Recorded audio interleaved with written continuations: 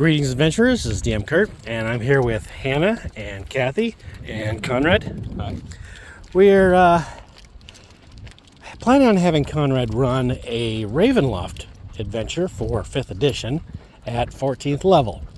Now, I didn't have any characters at that level, so rolling in front of the DM for stats, I then rolled randomly from a handful of books on races and classes. I ended up with Goblin Warlock. I decided, okay, let's go with this. I'm not a fan of warlocks in general, but we'll do this. So we went with Pact of the Chain, Undying One Patron. And the way that this would work out, backstory wise, was you have a goblin warg rider. His warg is tremendously sick. He realizes that if he loses his warg, he becomes just a normal goblin in the tribe, loses his status, and becomes pretty much a nobody. So he prays to whatever beings that will answer him. And he gets the attention of Yurtris, the orcish god of pestilence and disease. Generally someone you only pray to when you're afraid of what's going to happen and you want him to lessen the effects of some plague that's gripping your village.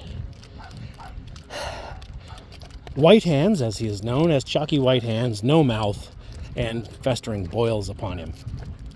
Kind of like the Unearthed Arcana 1st edition D&D version of, well, Nurgle from Warhammer 40k. Kind of got a little bit of that going. Yeah. So,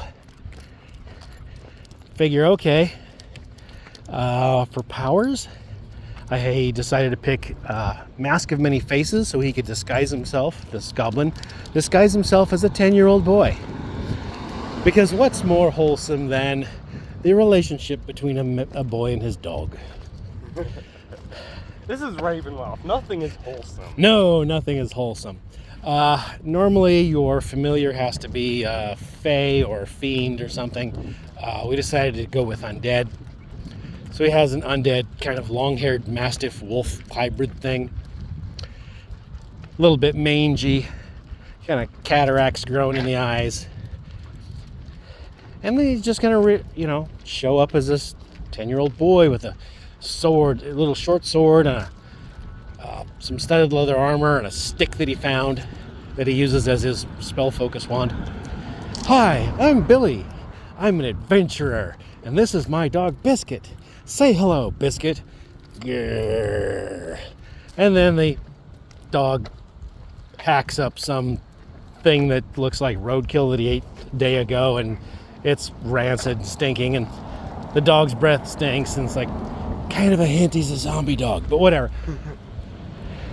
So, yeah, looking through some of the effects you can get with an Undying One patron and some of the invocations you can choose, I chose the invocation Sculptor of Flesh. So it basically allows him to cast Polymorph. I intend on having him cast this spell and basically turn people inside out into gibbering mouthers as they, vomit themselves up from the inside out. That's going to be a horror check. Or maybe an ooze or a slime. I saw the invocation for Swarm of Flies, and I thought, you know what, that absolutely fits. So, he can cast a swarm of flies around him, and it causes him to have advantage on intimidation checks. Especially with some of the Undying One patron powers. Well, with Undying One patron, you get to take a dread form, allowing you to take sort of be slightly a bit of a physical incarnation of your patron. In this case, white hands and festering sores, from which the swarm of flies could come out, which would be really nasty and possibly a horror check there. Yeah, probably. Probably. Especially What'd you see, girl? What'd you see? Yes. Well, I mean, you have to role play your, character and what you're doing. So, when you take this patron, you're allowed to change the damage type of all your spells on a case-by-case basis to necrotic. And if you're in your dread form, looking all creepy, and you're casting something that does necrotic damage, you do an extra die worth of damage. That's pretty cool. Took a couple of things that affect the Eldritch Blast, and I think it's going to be all right. We're going to have the Eldritch Blast itself be a swarm of biting flies going forward, doing necrotic damage to an enemy and then reducing their speed by 10 feet for about a round. That's just horrible. So it's sort of an almost villain within the party, even though he doesn't want to hurt his friends. He's just a creepy little dude who freaks them out.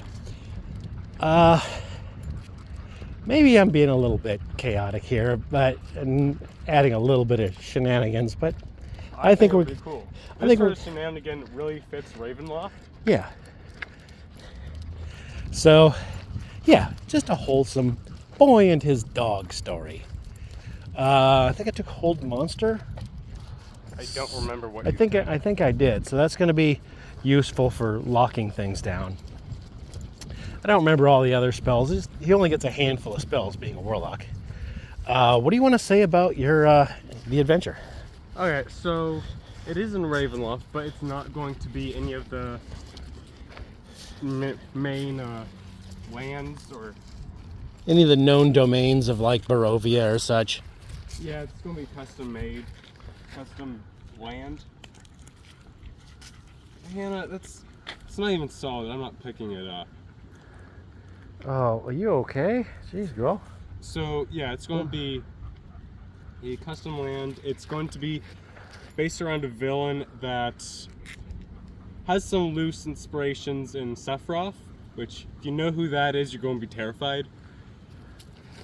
It's going to be a lot of reality bending because I saw the idea that they could affect the land and just went, huh, what if they could do that way more than any other domain master? Okay. They could really affect it. So yeah, I've been looking into non-Euclidean geometry for that sort of thing. Yeah, things you can't easily map. Yeah. Yeah. Not sure how much of that I'm actually going to use, but there's definitely going to be some spatial distortions and horrific monsters, because the guy just wants to make an experiment making horrific monsters. Wow, I mean that's quite something. My adventure that I was going to run for the same group after that was going to be a little more aquatic themed. You're going to be on an island, and people are going to go missing, and you have to find out where the missing people go and why. And there would be possibly some changes made to the characters as they come into the land, which they'll have to deal with. But other than that, yeah, I wasn't even going that same direction. But that's the thing about Ravenloft, because it is a kind of a pocket dimension made of multiple domains within it. You can add and subtract domains because it's in a bit of a state of flux. It's just this place that the land itself is a prison for the master of the land and for you. Should be quite something, you think? Yeah. All right. Anything else? We are going to be using sanity checks that are loosely based off of the Call of Cthulhu stuff.